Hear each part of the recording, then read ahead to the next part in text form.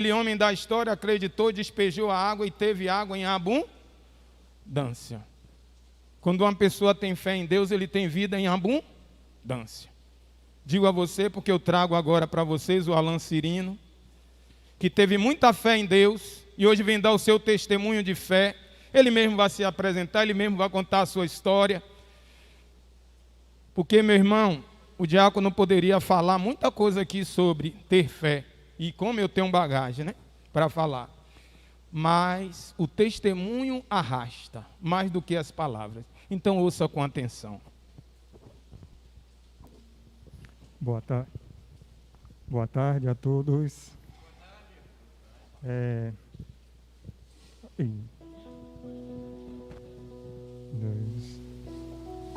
Meu nome é Alan Cirino, tenho 29 anos de idade, faço parte da paróquia de São João Batista, na Vasco da Gama. Sou formado em técnico de enfermagem e enfermeiro. E por 5 anos de minha vida eu trabalhei no Hospital Irmã Dulce como técnico de enfermagem. Uma profissão que eu sempre amei, que eu sempre gostei. Tinha uma vida, graças a Deus, muito estável, muito tranquila. E sempre fui de igreja, desde pequeno, desde os meus 2 anos de idade, desde a catequese, fui coroinha, participei do Ministério de Música, estou envolvido hoje na Pastoral da Comunicação, enfim. Sempre tive uma vida, graças a Deus, muito tranquila e sempre voltada para a igreja. Com 27 anos de idade, eu começo a notar algumas mudanças no meu corpo, que até então eu julgava normal, e passo a ter várias modificações, né? Dentre elas, diarreia constante, em outros momentos constipação, mas eu nunca liguei, achei que aquilo era normal. Era a questão da alimentação, da minha rotina de trabalho, e deixei que o tempo fosse passando, achando que aquilo iria melhorar. E, na realidade, aquilo não melhorou, pelo contrário, só piorou. Falei, então vou procurar uma gastro para ver o que é que está acontecendo. Fui para a gastro e ela fez alguns exames e detectou que era uma intolerância à lactose. Falei, nada demais. Vamos fazer o tratamento, você vai para a nutricionista, vai mudar a sua alimentação e tudo vai melhorar. Beleza. Fui lá, procurei uma nutricionista, segui todas as orientações que ela pediu, retirei tudo que tinha lactose da minha alimentação e aquele problema não melhorou. Pelo contrário, continuou a piorar. Eu retornei então a ela e disse a ela que não tinha surtido nenhum efeito, que continuava ainda com as diarreias constantes. Então ela falou, provavelmente você está com a síndrome do intestino irritável, mas é um problema simples, a gente vai entrar com a medicação e vai resolver. Beleza, você vai fazer esse tratamento por 1 mês e depois disso seu intestino vai voltar a funcionar normalmente. Fui lá, segui as orientações novamente, comprei a medicação que tinha que tomar e aquele problema, mais uma vez, ele não melhorou. Porém, teve algo que me chamou a atenção. Passado alguns dias após esse tratamento, eu percebi que, além das fezes, estava saindo também sangue. Falei, não, como eu estou tendo muita diarreia, provavelmente meu intestino está irritado e por isso está sangrando, deve ser coisa boba. Mesmo assim, passou-se o tempo, eu deixei que aquilo fui seguindo o tratamento achando que aquilo ia melhorar. Mas não melhorou e eu voltei novamente para ela. Ela falou, você é novo, mas eu vou passar um exame para você um pouco mais detalhado para a gente ver o que está acontecendo. E aí ela solicitou uma colonoscopia. Eu fiz todo o preparo da colonoscopia e fui para o médico para realizar esse exame. Chegando lá, o médico fez um exame. Todo mundo sabe que a colonoscopia é sedada. E quando eu acordei, ele me disse, você não tinha condição de realizar esse exame. Mas mesmo assim, eu consegui ainda colher uma amostra do seu órgão para biópsia. Aqui, eu já digo a vocês que tem a mão de Deus. O preparo do exame eu não fiz corretamente. Eu não tinha condição alguma de realizar aquele exame naquele dia. Isso poderia agravar ainda mais o meu problema. Mas o médico, mesmo assim, conseguiu realizar aquele exame. E no prazo de 15 dias ele falou, você vai olhar o resultado. Aquilo já mexeu comigo, porque biópsia já deixa a gente em alerta. Eu disse, não, deve ser algo besta. Passou-se o tempo, eu fui olhar o resultado daquele exame. E aquilo que eu mais temia, e que eu já, no meu íntimo, imaginava, se confirmou.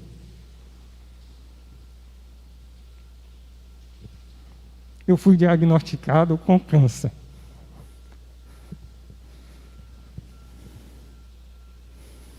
Naquele momento, meu mundo desabou.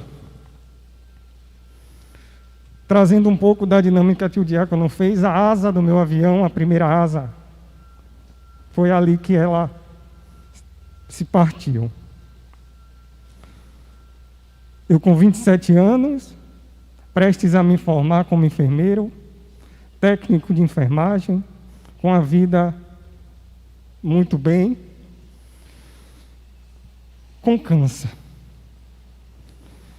Eu fiquei perdido e não sabia o que fazer dali para diante. Mas confiei plenamente no Senhor. Não contei nada à minha família naquele momento. Segui minha rotina normalmente. Nesse período, os sangramentos já estavam mais intensos. Mesmo assim, eu fui trabalhar e para que ninguém percebesse que eu estava tendo sangramento, eu sempre ia de fralda. Procurei, então, a oncologista. Liguei para o hospital, marquei. Ela falou, você tem que vir aqui trazer a biópsia para a gente poder marcar a sua consulta com o oncologista. Fui, então, sem que ninguém soubesse, levei o resultado da biópsia e a recepcionista me falou, temos uma vaga para essa semana já, no final da semana. Na época, 29 de fevereiro daquele ano. Naquele dia, eu estaria de plantão das 7 da manhã às 7 da noite. E mesmo sabendo do meu problema e da gravidade do meu problema, eu olhei para aquela recepcionista e disse, nesse dia eu não posso. Eu não tenho condição de vir, porque eu estou de plantão. Mais uma vez, o Senhor se utiliza daquela recepcionista. E ela olha no fundo dos meus olhos e diz, se eu fosse você, eu vinha. Porque quanto mais rápido você iniciar o seu tratamento, mais chance você tem de se recuperar. Mesmo assim, eu relutei e disse, tá bom, você vai marcar, mas eu não garanto que eu vou vir.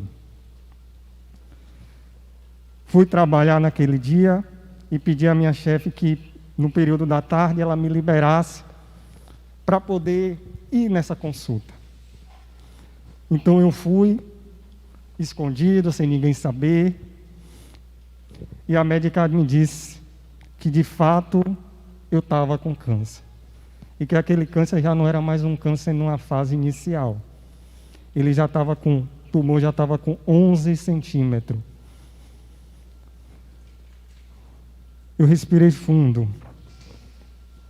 E, de imediato, ela me afastou das minhas atividades. Você não tem mais condição de trabalhar. Eu respirei. E pedi a Deus força para que eu pudesse, dali para frente, seguir. Contei, então, à minha família, aos meus amigos, toda a situação. Não foi fácil. mas recebi deles muito apoio.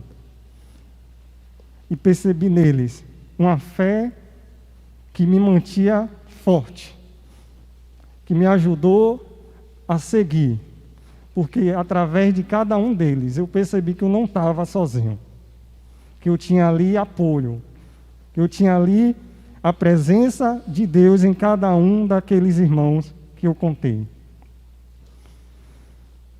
O tempo se passou e eu precisei iniciar um tratamento de radioterapia. Foram 30 sessões de radioterapia, juntamente com a químio. A proposta era que com a radioterapia, aquele tumor ele se reduzisse e que eu pudesse voltar depois a ter uma vida normal. Fiz as 30 sessões, vivia cansado, sem forças, porque a radioterapia ela consumia muito de mim, fazendo junto com a químio, e continuava com as diarreias, com os sangramentos. Meu corpo começou a fraquejar. A força física eu já não tinha mais.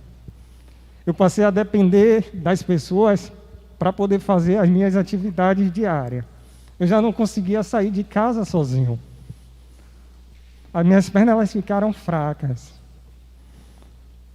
E eu dava 5 passos e me sentia cansado. Tinha que sentar, tinha que deitar. Perdi ao todo 20 quilos. Nessa época, eu já estava pesando 42 quilos. Mas me mantive firme e confiante na misericórdia de Deus. Passado esse tratamento, eu voltei para o médico, o qual ele solicitou os exames. Ela falou: olha, Alan, o seu tumor ele reduziu. Não era o que a gente esperava, mas houve uma diminuição. A gente vai partir para uma cirurgia e provavelmente a gente vai conseguir solucionar o seu problema. Eu fiquei muito esperançoso com aquele resultado. E coloquei todas as minhas fichas de que aquele problema ia se acabar. Fiz toda a parte dos exames e partimos para a cirurgia. A cirurgia, de fato, ela foi um sucesso. Porém, o médico ele não conseguiu retirar o tumor. E, além disso, ele implantou uma bolsa de colostomia, porque eu não tinha mais condição de ficar tendo aquelas diarreias constantes. Nessa cirurgia, depois que eu saí da sala, passei uma fase de recuperação, o médico esteve lá e falou: Alan, a sua cirurgia, a ideia era que a gente pudesse retirar esse tumor. Porém, eu encontrei sinais dessa doença no seu peritônio. Você está com metástase. Mais uma vez, meu mundo desaba. Segunda vez. E eu me pergunto, por quê? Mas mesmo assim, continuo firme. O médico falou: a partir de agora, seu tratamento vai ser um tratamento mais intenso, um pouco mais doloroso. Passa-se o tempo, eu me recupero daquela cirurgia, um pouco mais triste, mais desanimado. Perdido, essa era a palavra. Um grupo de amigos, sem que eu soubesse, se reúne então na igreja para interceder a Deus pela minha vida. E naquela oração, o Senhor suscita aqueles irmãos que Ele vai me curar. E é suscitado também que eu precisaria a gente precisaria orar durante 7 dias seguidos na minha casa, com aqueles irmãos, em prol da minha vida. É implementado então essas orações na minha casa. Nesse período eu já estava para iniciar a quimioterapia. Até então a quimioterapia nesse período venosa, um pouco mais dolorida. E a gente fez a primeira noite, a segunda. Salvo engano, na terceira noite foi a minha primeira sessão de quimioterapia. Eu fui à tarde, iniciei a quimioterapia e estava tudo tranquilo. A oração lá em casa ela era por volta das 7 horas, 7h30 da noite. Quando deu 6h40, eu começo a sentir uma forte dor na minha região abdominal inexplicável. Que eu não consigo andar. Uma dor muito forte. E naquele dia, eu não consigo voltar para a oração. Eu precisei ficar no hospital até as 9 horas da noite. Mas mesmo assim, aquelas pessoas se manteram fiéis, se manteram firmes e cumpriram naquele dia aquela oração, mesmo com a minha ausência.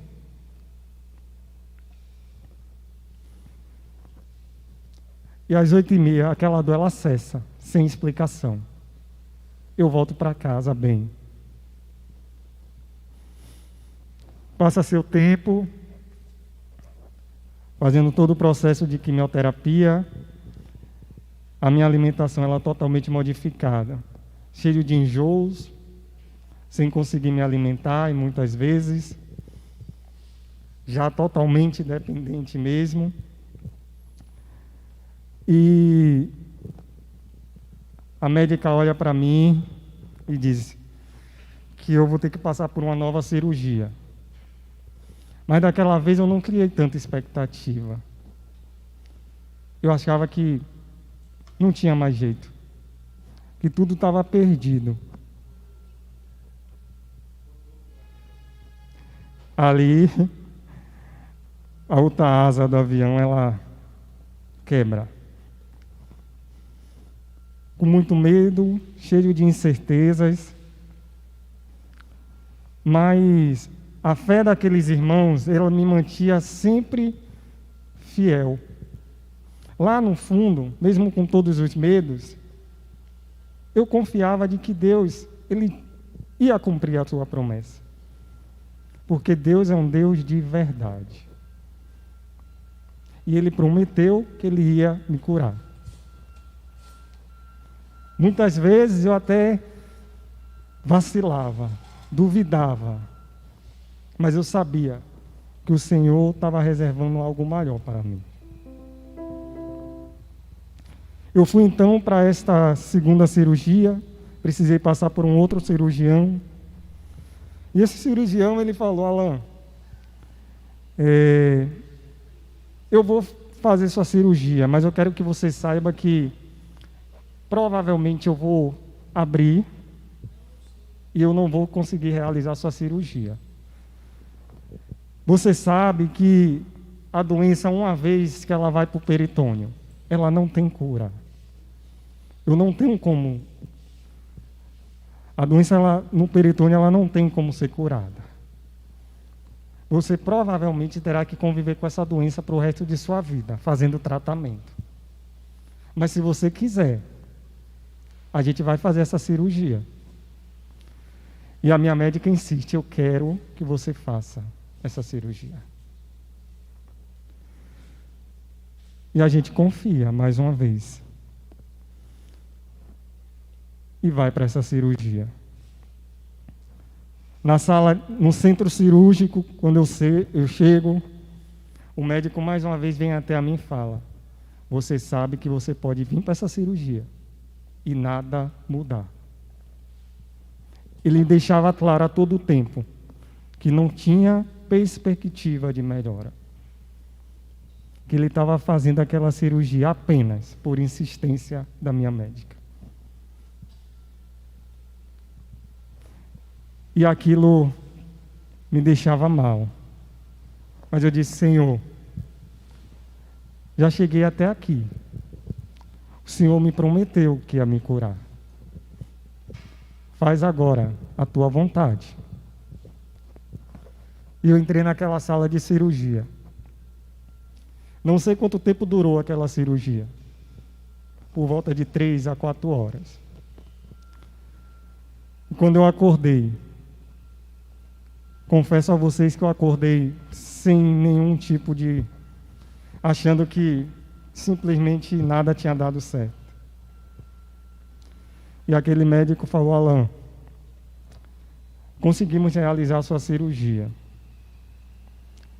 E no seu peritônio não havia mais nenhuma doença.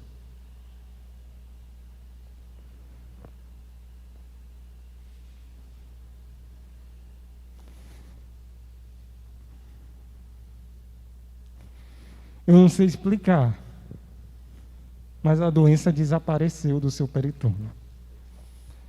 E o tumor, a origem do seu tumor, a gente conseguiu retirar. Naquela hora eu entendi que a promessa que o Senhor tinha me feito, Ele cumpriu.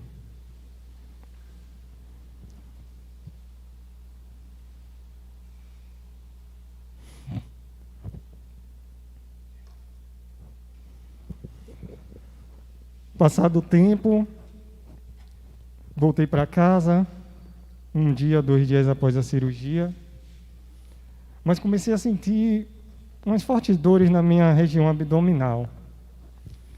Não conseguia me alimentar, tudo que eu ingeria eu vomitava, e eu não entendia. E aquilo começou a ficar cada vez mais forte, os vômitos mais intensos. Eu retornei para a emergência, e o médico falou: você vai ter que se internar. E de imediato ele me levou para a UTI. O meu intestino ele tinha parado de funcionar.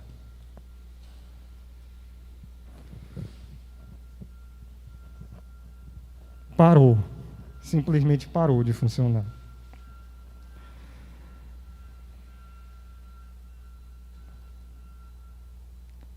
O médico falou: Alan, você tem 48 horas para que esse intestino volte a funcionar.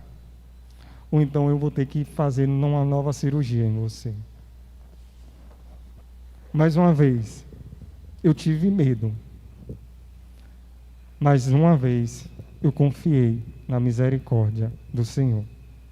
Mais uma vez, eu confiei na promessa que o Senhor havia me feito. Eu sabia que o Senhor não iria me abandonar em nenhum momento.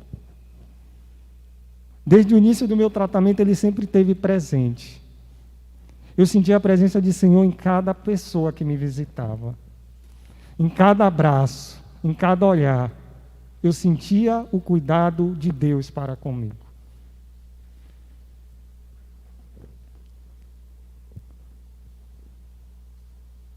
Quando eu ia no médico, quando eu ia fazer os tratamentos, todo mundo dizia que sentia em mim algo diferente. Eu não entendia, mas era a presença de Deus.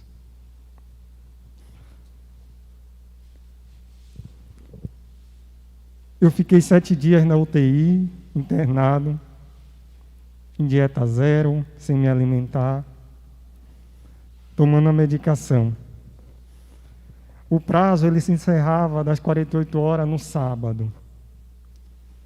Sexta-feira, até 8 horas da noite, aquele intestino não tinha voltado a funcionar. E provavelmente eu teria que fazer uma nova cirurgia.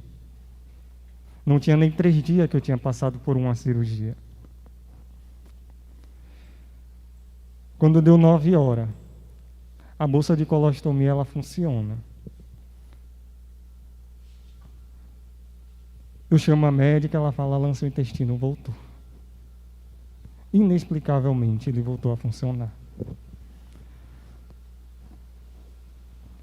E graças a Deus, eu não ia precisar passar novamente por outro processo cirúrgico.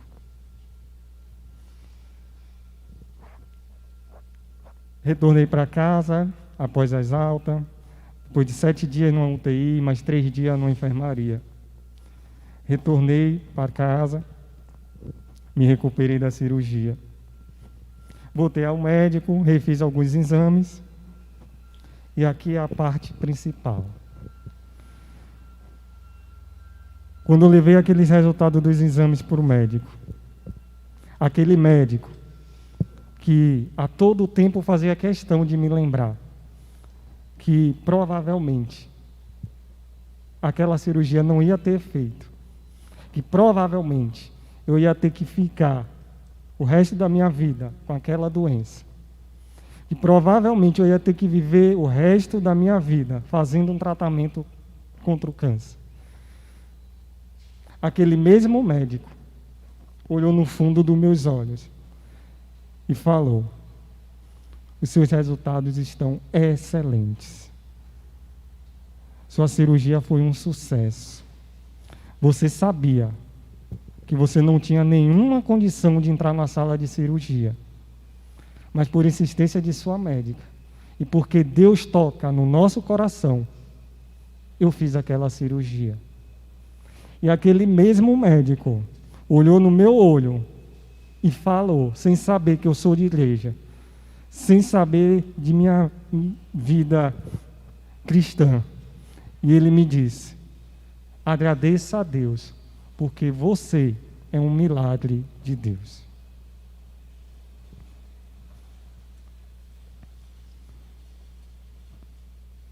Naquele momento, mais uma vez, eu percebi o quanto Deus me amava, o quanto Deus cuidou de mim a todo tempo, sem me deixar cair.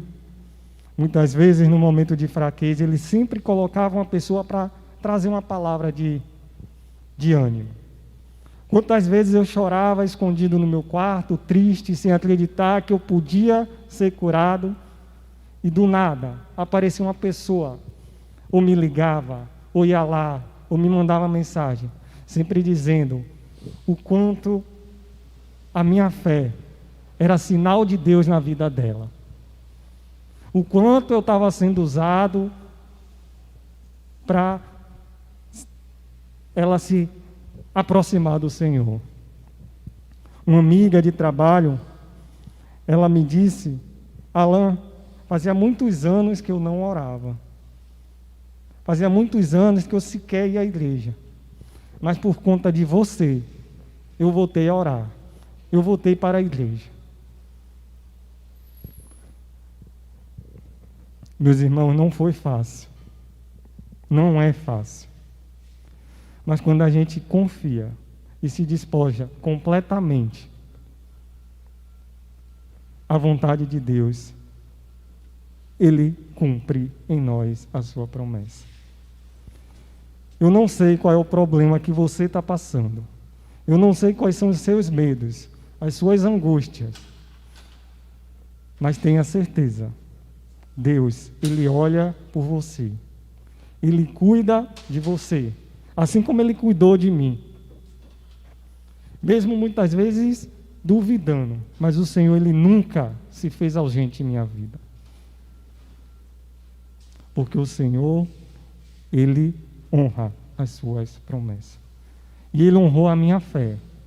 Não só a minha, mas a fé também daquelas pessoas que junto comigo tiveram orando a Deus pela minha vida. Então, meus irmãos, acreditem, tenham fé, porque Deus, Ele age no meio de nós.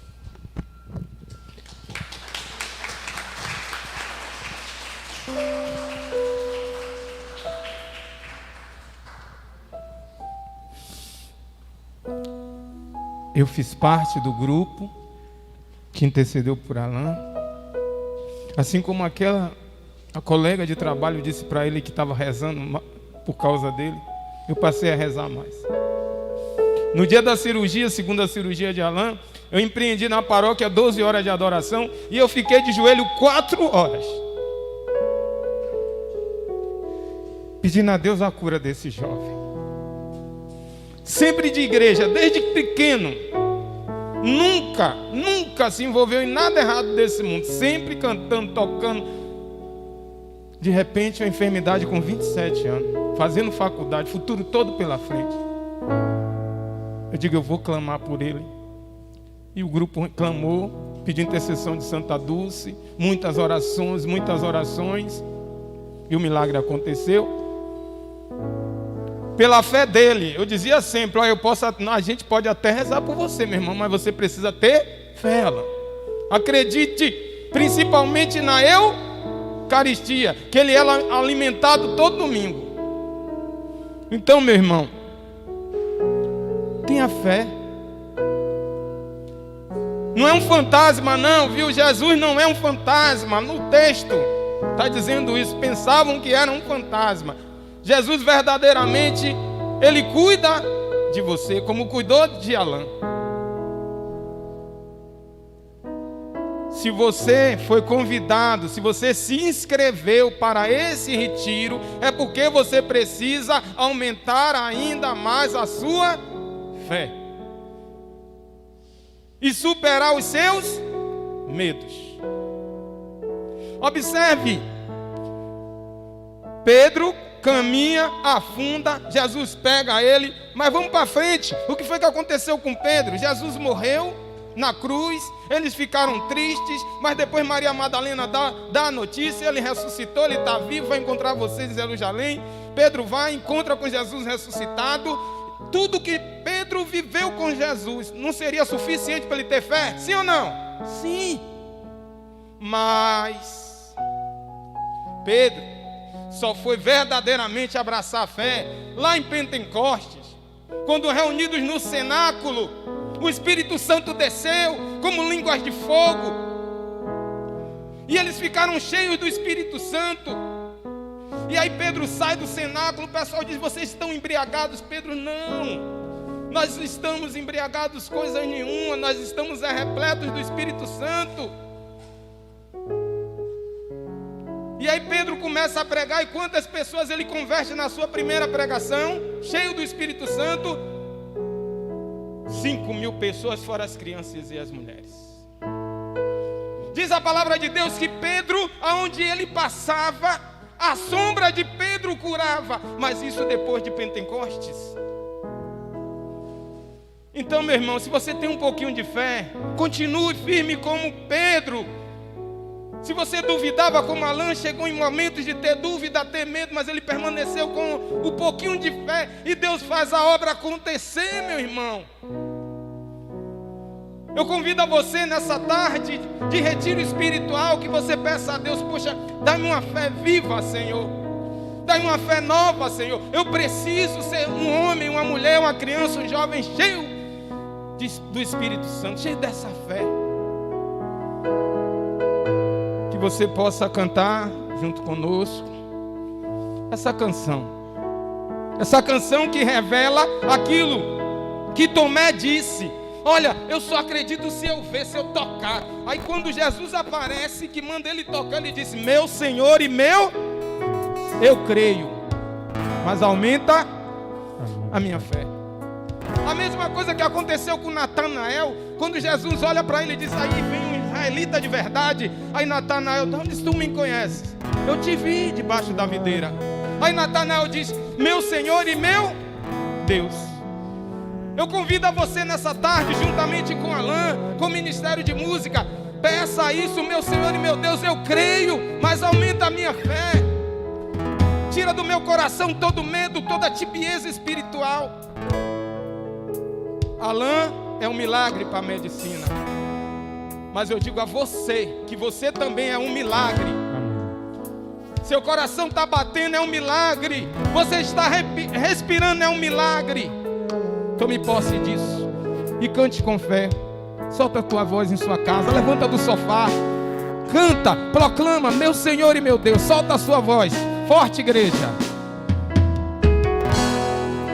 Meu Senhor e meu Deus,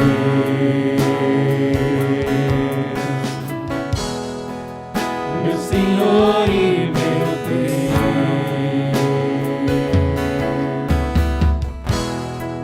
meu Senhor e meu Deus. Eu creio, mas aumenta a minha fé. Eu creio, Pode ser melhor, meu Senhor e meu Deus. Meu Senhor e meu Deus.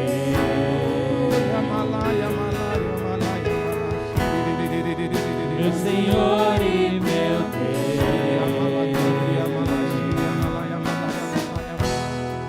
Meu Senhor e meu Deus. Declare, eu creio. Mas aumenta a minha fé, Senhor. Mas aumenta a minha fé. Dai-me uma fé viva. Dai-me uma fé viva.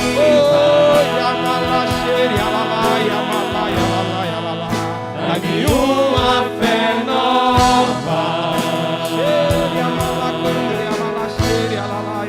Traduzida na vida.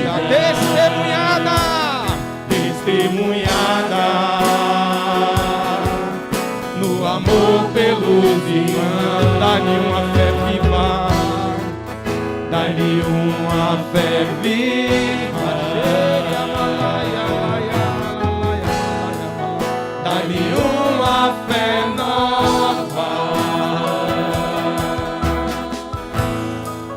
Traduzida na vida.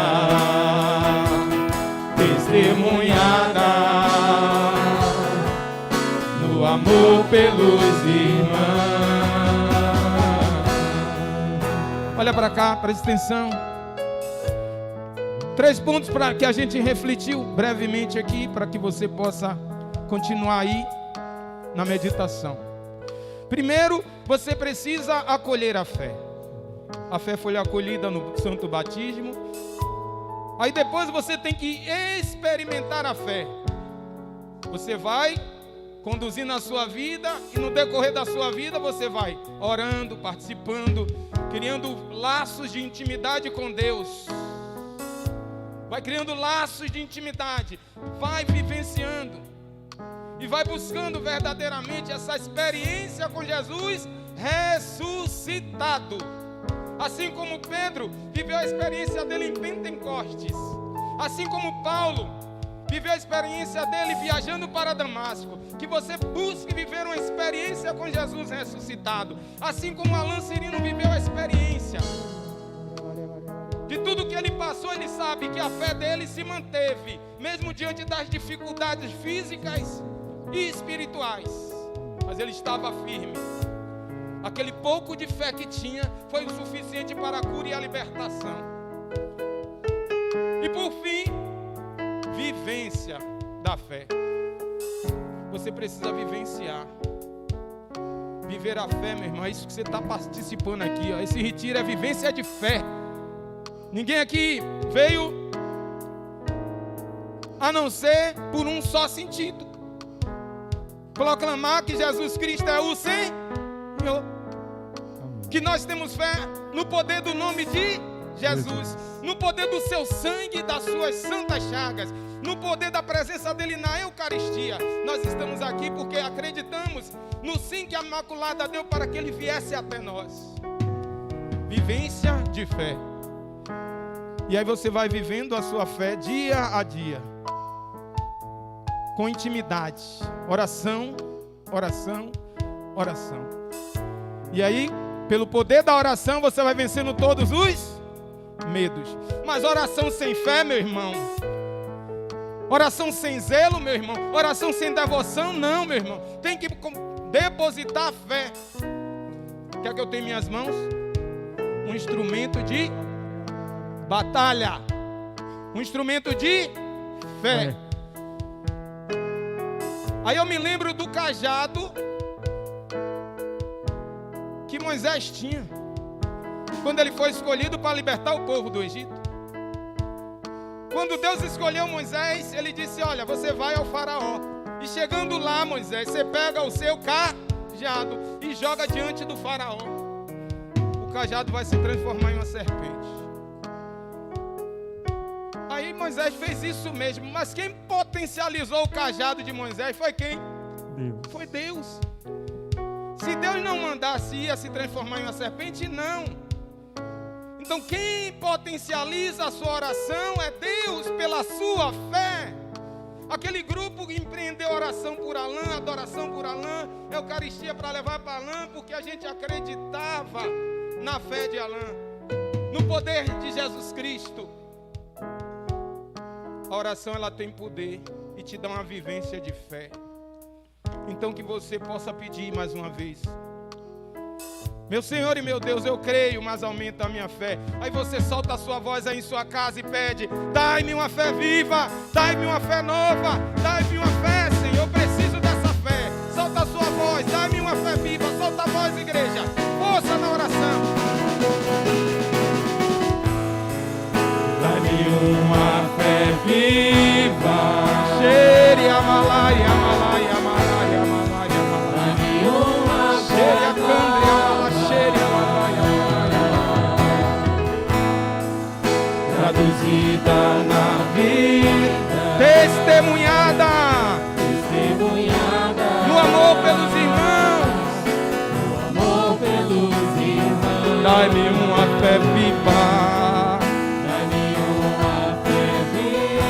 Xere, amalai, amalai, amalai, amalai. Dai-me uma fé nova, Traduzida na vida.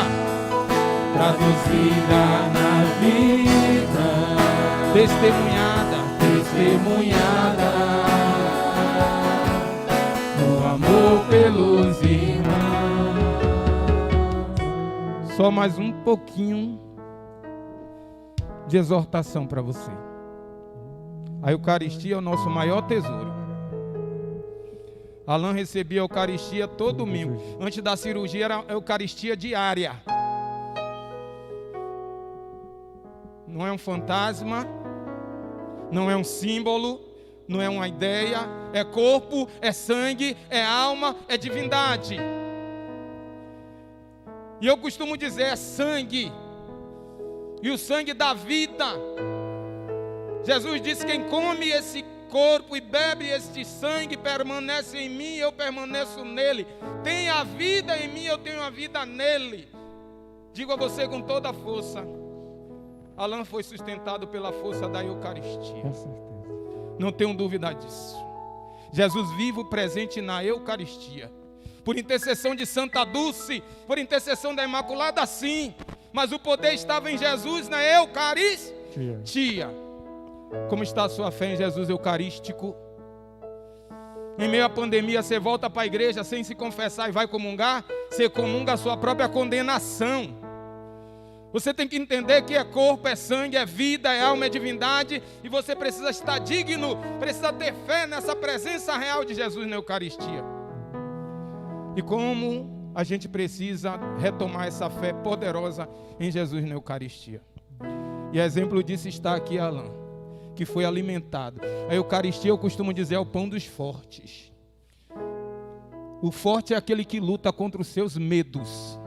O forte é aquele que luta contra os seus próprios desejos, suas próprias vontades. Entrega os medos, os desejos e as vontades a Deus. Aí Deus pega isso, fortalece ele. Por isso é o pão dos fortes. Por isso, Alain, vamos estender a nossa mão, Alain, por esse povo que nos acompanha. Eu não sei a intensidade desse testemunho na sua vida. Eu não sei como está a sua fé. Mas assim como Nossa Senhora disse sim, que você possa dizer sim. A buscar uma fé viva através da experiência e da vivência. Porque acolher você já acolheu como batizado. Mas é preciso experimentar e viver essa fé. Que Nossa Senhora interceda por você, meu irmão. Ave Maria. O Senhor é convosco. Bendita sois vós entre as mulheres. E bendito é o fruto do vosso ventre, Jesus. Santa Maria, Mãe de Deus, rogai por nós, pecadores, agora e na hora de nossa morte. Amém. Quero fazer meus agradecimentos ao convite que foi me dado. Espero ter atendido a expectativa da paróquia. Esse retiro é paroquial. Por isso eu quero agradecer ao Padre Paulo Nunes, ao Padre Jânio, a toda a equipe que maravilhosamente nos acolheu, viu? Muito obrigado pelo convite. Se gostou, me convide de novo. Se não gostou, eu também venho assim mesmo, porque eu sou teimoso, né? Venham. O padre já disse que tem a festa das 7 talhas, tem muita coisa aí pela frente que ele vai precisar da minha presença. E eu venho com alegria. Eu vim como testemunho de fé, sabe? E de amor, tá certo? Muito obrigado, que Deus abençoe.